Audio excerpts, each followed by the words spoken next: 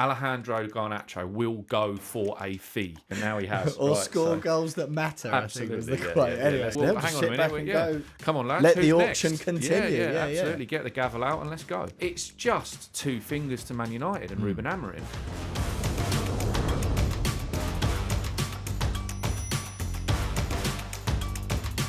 Welcome to SunSport's Transfers Exposed. I'm journalist and presenter Will Pugh. I'm joined by the Sun's Deputy Head of Sport, Dean Scoggins, as always. And as we do twice a week, every Tuesday and Thursday, we'll be breaking down the biggest deals, the runners and riders, the wages, fees, and the contract lengths, and all the important stuff in between of the biggest transfer deals of the week. On this show, we have got the latest, Dino, in the Manchester United merry-go-round, the attackers that are coming, going, and the latest on Bryan Mbeumo and the second bid the Red Devils have made for the Brentford winger. We will also have the latest on the players who may be leaving Crystal Palace, Eberechi Eze and Mark Gahey in particular. Lots of teams interested in those. And Dino will have a couple of deals to keep an eye on this week involving Fulham, Leeds, Newcastle and Burnley. Dino, only one place to start. Bryan Mbeumo, back page of The Sun this morning on Tuesday. Manchester United's second bid for Mbeumo, £60 million, launched to Brentford, of course, earlier in the window, 45 plus 10 in add-ons, rejected by the Bees, and he's got 1 year left on his Brentford deal, around 45 grand a week basic wages at the moment. Reports suggesting that he's looking for around 250 grand a week deal at United, which, to be fair, would put him in line with some of the other top earners there. Newcastle and Tottenham also still keen, but it does feel very much like United are going hammer and tongs to get this one over the line. Yeah, they are. They're going in heavy. It's because Ruben Amorim wants the deals done for pre-season. So very, very sensible. They're going in hard, and and as soon as they bring one in, then they'll let one or two go. So it's all happening very quickly. I actually don't think Brentford will accept this offer. They want 65, as we talked about last week, and also it then brings the other clubs in. Newcastle are interested. We've talked about Tottenham's interest as well. So 2 Champions League clubs against Man United. And again, I won't go over the ground we went through on the last show. People can go back and listen to that as the view of would you join Man United over playing in the Champions League. So, and the wages are very interesting. He's got 1 year left on his Brentford deal. You said about the basic wage. I think probably he was earning a fair bit more than that with a chunky goal bonus and add-ons and stuff like that as well. So yeah, it's a very, very interesting deal, and it will probably be the one that gets the ball rolling on all the other deals as well. And it's I don't think it's going to be a difficult deal to do for Tottenham or Man United or Newcastle once the fee is set and the fee is agreed. And if Brentford do accept somewhere in the region of 60 to 65 million, then expect a sort of 3-club tangle for that. Exactly. Well, we'll cover all the other deals and the other players and the other moves that this one may impact shortly. It's very much chicken and egg, isn't it? Particularly with United already spending so much on wages at the moment.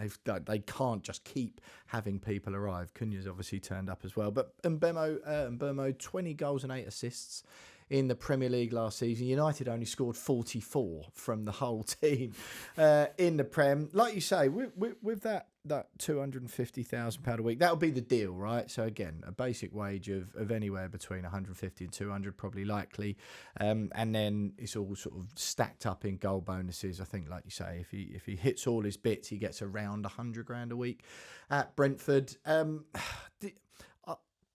Do you think that United, which it does appear is where he's going to settle, do you think that he's the answer?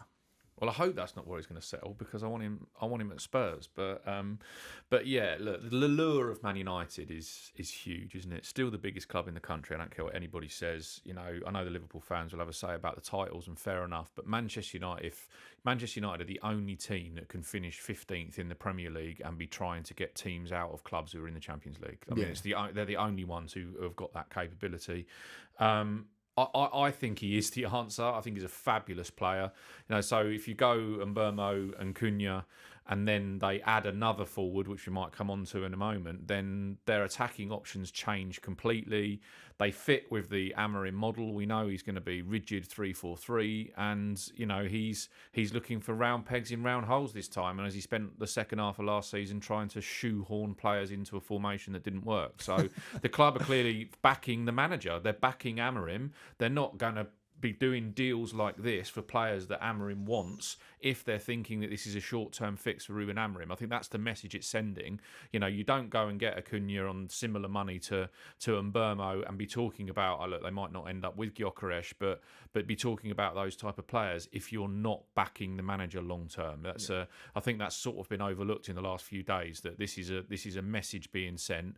This is a long-term plan. And Mbeumo's 25, about to turn 26, and Cunha's a similar age. These are not just one-hit wonders that you're signing Zlatan Ibrahimovic for a year just to get you by. This is Casemiro. Yeah, absolutely. This is proper rebuild and money invested. So look, as I said, I'd rather him at Spurs, but it is an exciting one for Man United. Absolutely. Yeah, I mean, obviously that the link at Tottenham came because of the Thomas Frank. Obviously, managing for 6 years. I don't think that's done. I think this is Man United blinking first. I think this is. Tottenham have got a decision to make on how many forwards they're going to invest in and which ones they're going to move on. And look, sometimes clubs are happy for another club to do their dealings publicly, and then, or not publicly, but you know what I mean.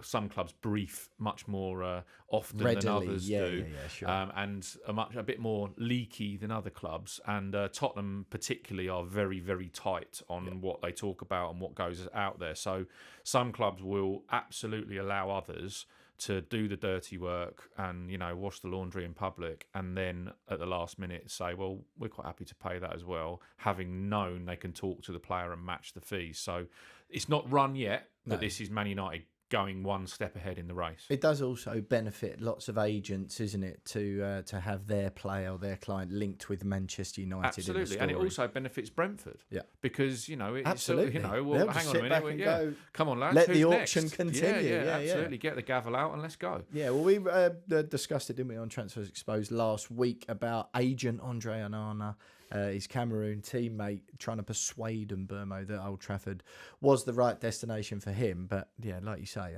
it suits sort of all parties other than the buying clubs for the negotiations to rumble on. And maybe, Dino, I can already see the intro, Tottenham preparing to hijack Brentford's well, I hope so. £60 million deal for Bryan Let's see how Mbeumo. to go. We'll hit the phones today, and Tom Barkley, our Tottenham man, I've already been on to this morning. Come on, let's go. Let's see what's going on from the Tottenham end. And one move that Mbeumo to United might impact is Nkunku. So Christopher Nkunku at Chelsea clearly didn't get the game time last year. No. 27 appearances, 3 Premier League goals. He did a bit better in the Conference League, I think. And, can you just have a player to play in the Conference League? Only Chelsea can do that. Quite, But he was looked at by Amorim and Man United in the January window. It sort of, he's being pushed around out there, I think it's fair to say. I don't think that Chelsea are actively trying to sell him, but he's absolutely a player that they would listen to offers for.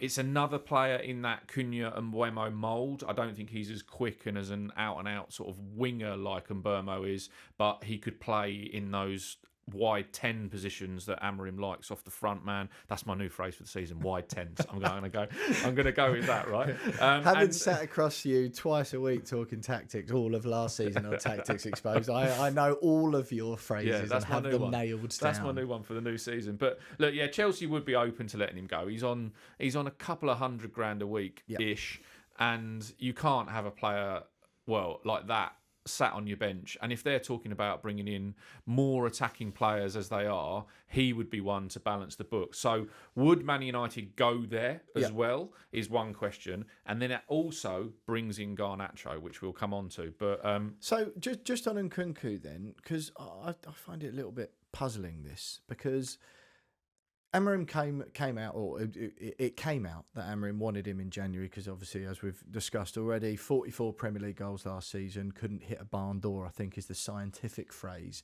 for it. Now, he's 27 years of age, like you say, massive contract he's on at Chelsea. I think he's got a considerable amount of time left to run on that, about 4 years. He signed a 6-year deal it was when he signed from Leipzig. in the summer of 2023. 52 million quid that deal was. It's not a great PSR move for Chelsea, despite that long-term deal. But let's just talk football a minute rather than figures. Knowing what you do about Amorim's system and that 3-4-3, is Nkunku the type of player, particularly as they've got Cunha, particularly as they are trying to land Mbeumo? God knows who they'll still have winger-wise from Rashford, Garnacho, Sancho, Anthony, who are still on the books as well. But don't forget Amad Diallo in there as well. Amad Diallo, of course, yeah.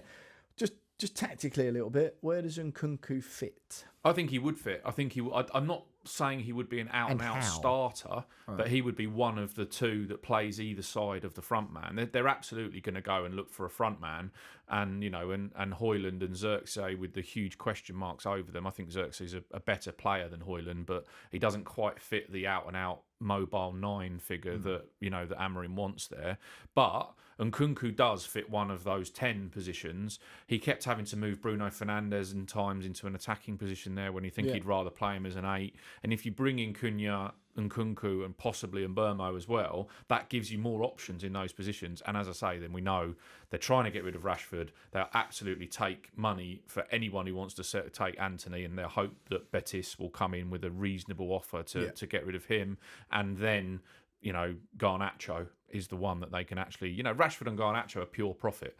The only problem is that nobody's made an offer for Rashford yet other than a loan move. Yeah. So they don't want to do another loan move and then let his value of contract decrease again. Yeah, just a couple of things worth noting on this Nkunku one. The sense is definitely more that, lots of reports sort of saying he's being offered around. The sense is definitely more so that those sort of the pushing out of the opportunity for Nkunku, or the chance of Nkunku leaving Chelsea, is done far more so by his camp. And while Chelsea aren't desperate to hold on to him, they are very much of, look, the money would have to be right. We're not desperate to Absolutely. get rid. And Enzo Maresca answered the question very sensibly last night on the American tour as the sweat was pouring off him in those horrible conditions that they're playing in over there in Philadelphia. Yeah. But he said he's our player. It's a stock response, and he will get minutes. Yeah. What he didn't quite say was he'll get minutes in the Premier League next year, and also they're playing in the Club World Cup, and they've just had Nicholas Jackson sent off and suspended. Yeah. They've got one new striker in Liam Delap, and it's very possible Nkunku might get half an hour tomorrow night, or sometime in the next couple of weeks. They're assuming they stay in the competition because Jackson's suspended. That doesn't mean come the Premier League that all of a sudden Christopher Nkunku is going to go to the top of the list. So I think, obviously, his agents, his team are looking for a very good option. Look, he wants to prove himself in the Premier League. He hasn't done that yet. That's exactly what I was going to say, right? The agent will be doing all this because he knows he'll get minutes at Chelsea, but he doesn't want his client to be, and I'm sure his client doesn't want to be, a Carabao Cup, an FA Cup, and Europa. I know next season it will, of course, won't be the Champions League. It'll be Champions League, but a Conference League striker as he was this season. Does he want his striker to be a cup striker? No. And he doesn't really fit with the Chelsea formation. You talked about the Man United formation. The way that Maresca's played with more wingers. We're talking Neto, we're talking Noni Madueke. They brought in a Mudryk to play in that position. Obviously, that was pre-Maresca, but he's more of a 10. And if you've got Cole Palmer in the team and you've got that sort of box midfield that Maresca likes to play, and Nkunku isn't quite the 9, he isn't quite the wide man. And Dino, lots of reports around as well with this Nkunku to Manchester United story swirling, that there may be a swap deal to be done for Nkunku and Alejandro Garnacho. We'll go into the state of the relationship between Garnacho and club and manager and fans at United at the moment, and I would say pretty poor on all three of those fronts. However, the Nkunku-Garnacho swap that's sort of been mooted, because of course Chelsea have previously shown an interest in Garnacho, we can just put that one to bed right now, can't we? That it won't be a swap deal. It doesn't mean that either player won't be playing for the other club next season. It doesn't mean that they won't wave at each other going down the M6 as they're going in opposite directions. But look, Garnacho is a homegrown player. Yep. So therefore, as far as PSR is concerned, and with Man United trying to get their books sorted, and obviously they've got, one person sat over every shoulder in the finance office at the moment, saving every pound they possibly can. Yeah. It might be dressed up as a swap, right?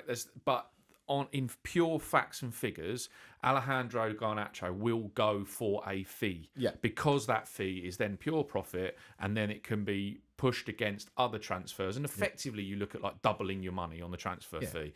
But so if Nkunku does go for 35 to 40 million, and Garnacho goes for 35 to 40 million. I suppose much better deal for Man United. Yeah, it's a better deal for Man United, PSR wise, but also it won't be that bad for Chelsea because what was it? We said he was 52 million in 2023. Yeah, so it's a couple of years where his contract has gone. Yeah. If you look at 5 to 10 million a year in the contract's reduction in value, then it might be that Chelsea get their money back. It's a small profit potentially. Yeah, potentially. And then Man United, get rid of the stroppy teenager. I'm not sure he's a teenager. No, he's not. He's 20 not now, anymore, still acting like a stroppy teenager. Much more grown up. Yeah, and then also Amorim, who was trying to force Garnacho into positions that he possibly doesn't want to play in, as I just talked about. And Nkunku fits the formation better at Chelsea. Garnacho is an out-and-out winger who would suit it better at Chelsea.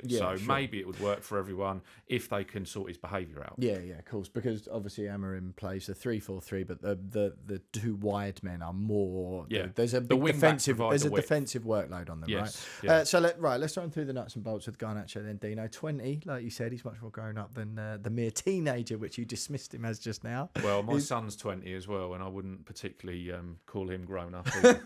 Would your son picture himself, talented footballer as I know he is, would he take a picture of himself in another rival's shirt and post it on his Instagram in order to back up his mate? What is he doing? What on earth? And to answer your question, absolutely not, for a start, because I wouldn't let him out of the house. I wouldn't let him out of the house with that haircut, but but that's another matter.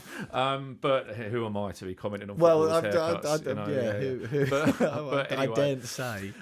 But no, look, what is he doing? This is just quickly then. This is obviously the picture that Garnacho posted on his Instagram. If anyone hasn't seen it, where have you been? But in an Aston Villa shirt with Rashford 9 on the back, and sort of in and amongst the backdrop of Amorim telling him that he needs to pray he can find a new club. We were unsure. We were unsure at first, and as you said just before we started filming, we were unsure if it was a bit of a deep fake. And like the picture of Garnacho, the picture of him in the shirt. I was thought, no, surely he's not that daft. Yeah. And then of course it's on his own Instagram. So whether it was faked or not, he's then posted it on his Instagram, and we're either assuming way it's that him. image is and backing his mate Marcus Rashford. I'm not entirely sure how close those two are either. But it's just two fingers to Man United and Ruben Amorim. Everybody knows that Man United want Marcus Rashford out and want to sell him. Yeah. And so then one other player who could, if he was really wanted to, come out and say, I don't want to leave Man United. It's my club.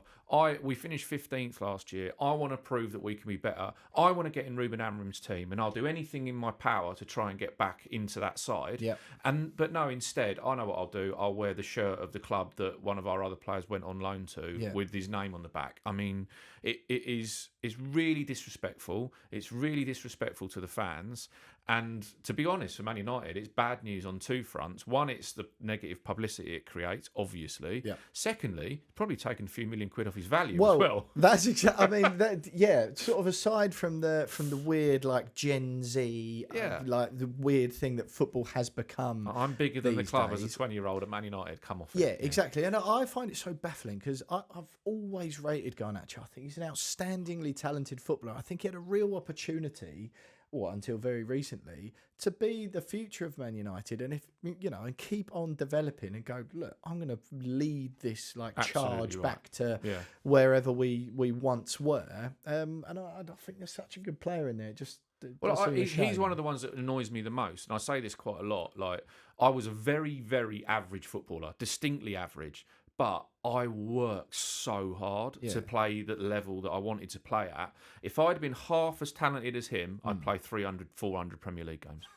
Because half as talented as him. And he's a player that's got that much ability, and he's going about things in this way. And, sort your life out, Alejandro. But let's talk some facts and figures then quickly, right? You touched on it there quite appropriately. United, the reports are that they would accept. First of all, it was slapped a £70 million price tag on it. Well, we can all put a price tag in the windscreen of our car out the front of our houses. It's what people will pay for it, Absolutely. right? And then sort of as the 70 million was sort of getting roundly sneered at in the football industry.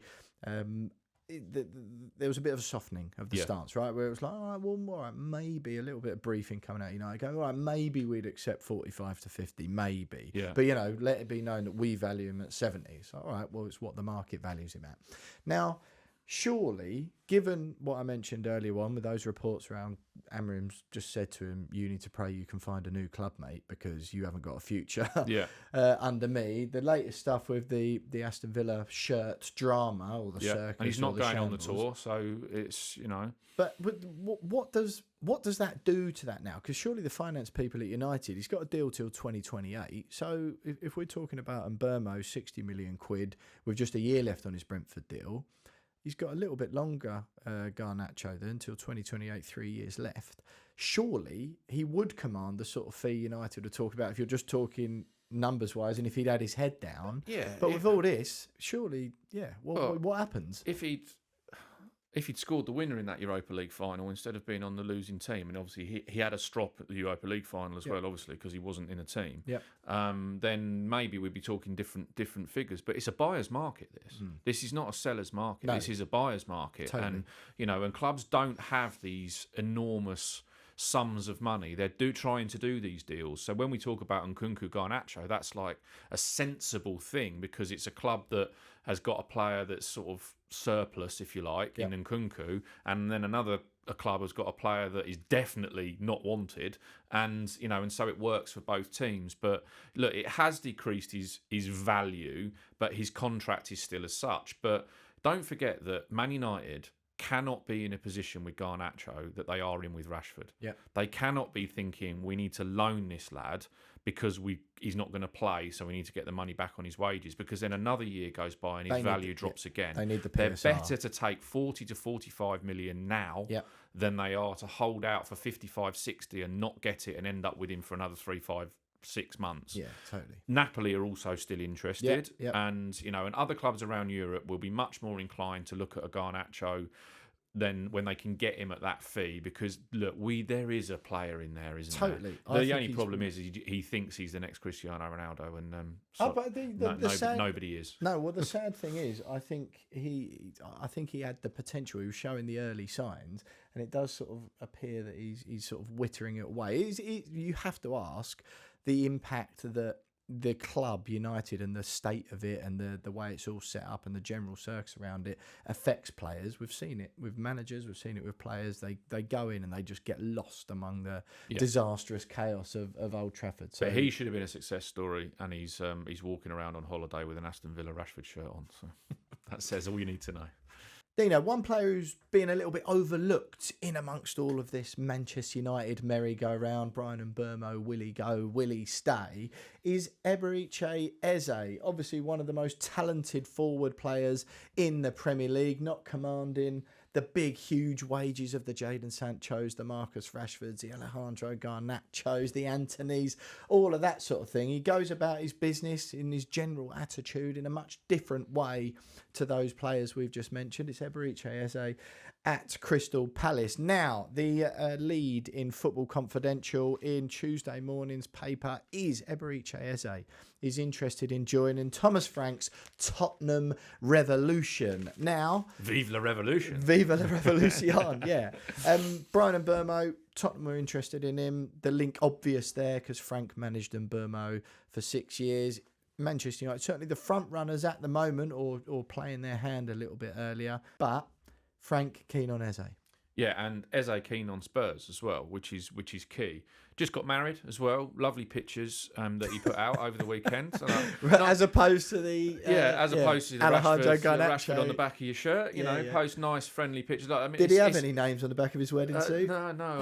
It's Frank. Frank, on the Frank back. one. And I think it's wedding season at the moment in the Premier League. Obviously, there's something in the water, but it's a summer with apart from the Club World Cup, there's no tournament. So everyone's getting married. But so good stuff. But that'll be why Eze's been quiet. Yep. For a week or so. Personal life, obviously very happy, all good.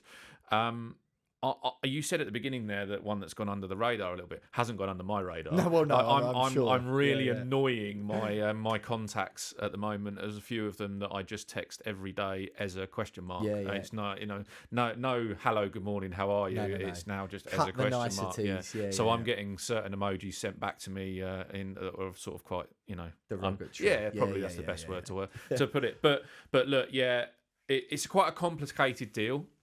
Because he's got sell-on clauses.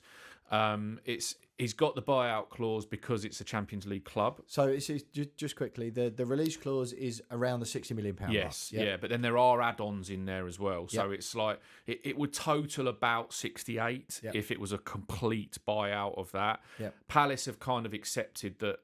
If he's going to go and he wants to go, that they might not get all of that money because, as I say, they've done very well on the deal, and and he did his mystery tour of London before he got to the point of lifting the FA Cup. So there are fees in there, and there's been a suggestion that there's this sort of 20-20-20 deal that can be done in payments. But look, clubs don't really care how deals are structured that much. It's as long as they get a big chunk up front and then it's written in that they're going to get the full fee. What they don't like is deals where he has to play 100 Premier League games and win something. They like to plot cash flow. Absolutely, yeah. So those type of deals are very rare now.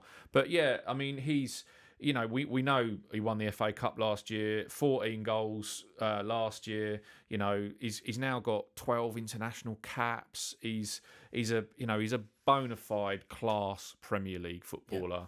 He would fit absolutely straight into a Thomas Frank way of playing. He would probably be freed of some of the defensive duties that he would be forced to do in a. I don't want to be unfair on Palace. They won the FA Cup, but in a side that has to do more than their means to get through games, he would have. And Oliver Glasner is a very pragmatic coach. Absolutely. And so there are suggestions of a very very respectful, but there are suggestions of a little bit of a standoff between the two in terms of Eze again knows his worth, knows the sort of player he is, and knows what he's good at. But Oliver Glasner's like, I'm the manager of Crystal Palace, and there needs to be a defensive duties that have got to be done. Absolutely. They can't afford a Mo Salah, just stay up there, Mo, we'll do your running for you. No. But do you think if he did move to Tottenham, that he would be granted a little bit of freedom on the defensive side under Frank? I see him as a 10, as an out-and-out 10 at Spurs. And I don't want to be... I find it really difficult because I don't want to be disrespectful to Crystal Palace. They finished above Tottenham in the Premier League. They won a trophy. But at the same time... for someone like Eberechi Eze, that's probably the ceiling at Crystal Palace, right? And look, if they go and finish 8th or 9th next year, they'll deem that as having another good season in the Premier League. And they've done a brilliant job. Glasner's done an incredible job. That front three of Sarr, Mateta, and Eze was the envy of a lot of Premier League clubs last year. Adam Wharton's another one we should visit in another episode as well. I think that one might run in the summer. But Eze, I just love him. I think he's the one that you pay the entry fee to watch. And I mean, I don't know if you saw the England game against Senegal, but when he came on as sub and that little flick around the corner, I know that people are going to shout me down, but he's a Tottenham player in that attitude. I don't mean that Tottenham's a massive draw for a player like that. The way that you want your footballers to play, I just love it. Where does that leave James Maddison? Because lots of the talk is around it's Eze or Mbeumo for Thomas Frank and for Tottenham. I don't think the implication being there that they're wide men though, because Mbeumo is more of an out and out winger. if you're saying Eze's a 10, is there room still for Tottenham to land both? Absolutely, there's room. I mean, there's a big debate. And where does it leave James Maddison? Well, yeah, there's a big debate over Heung-min Son, obviously, first of all. So if there's a sale there, and then obviously big wages off the books, that frees up. If the successful Scoggins sun out campaign comes to fruition, he's a the legend. years-long He's a legend holding a trophy Scoggins. now. So I've just been calling for him to win us a trophy, and now he has. Or score goals that matter. Absolutely, I think was the quote. Anyway, let's gloss over. Sorry, that. wide men, Eze and Mbeumo. Yeah, Tottenham. and Mbeumo would play wide right in the same position he played for Brentford. Or, he can play both sides, but I just think Eze would get a free role in that formation. And you're quite right to mention James Maddison there, because I think that would be more of the competition. I think it would be more competition for Kulusevski or Maddison than it would be for the wide men. Spurs have also signed Matis Tel. Have also got Wilson Odobert, who's a very, very good footballer. They've also got Brennan Johnson, hero, of course. I think he could be the collateral in this, perhaps. And there's Richarlison as well. So there's all of those players, but Maddison's injury prone. Eze's not got the best injury record in the world, but is at a very, very good last season.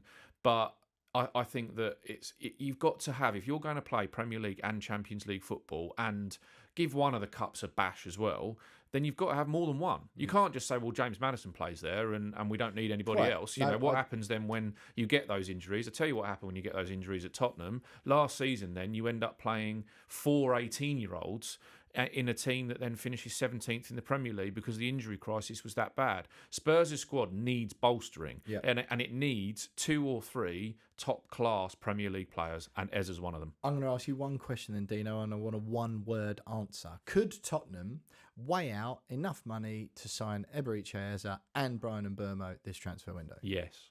There we go. A couple of other transfers that we need to wrap up that will probably gather pace this week and are covered in Football Confidential in the paper this morning. Start with James Trafford. So Newcastle looking at the Burnley goalkeeper, which is New Trafford. That's a nice Trafford. I quite like that headline. Trafford, Newcastle and Trafford. So I was sort of hoping that the new Man United stadium might be called that. But what's the latest? Well, Newcastle definitely. It's not a secret that they want him. They need to. And a lot of these players have been away. I mean, he was on international duty with England, and a lot of these players have been on holiday and they get their break, and now they're starting to come back. These deals will start to pick up pace. They're looking at around about 30 million quid, which for a club like Burnley, who are, by the way, bottom of the PSR table, need to bring in some money because of what they spent in going down from the Premier League and then coming back up again. So 30 million quid for a goalkeeper is good news for Burnley. Very, very good goalkeeper. Obviously the best goalkeeper in the Championship last year. And what points to another deal with probably Newcastle is that then they've looked at the replacement, Burnley. So it's Max Weiss. I've got to say, I don't know anything about him, but four and a bit million. So you're making a 25 million profit here,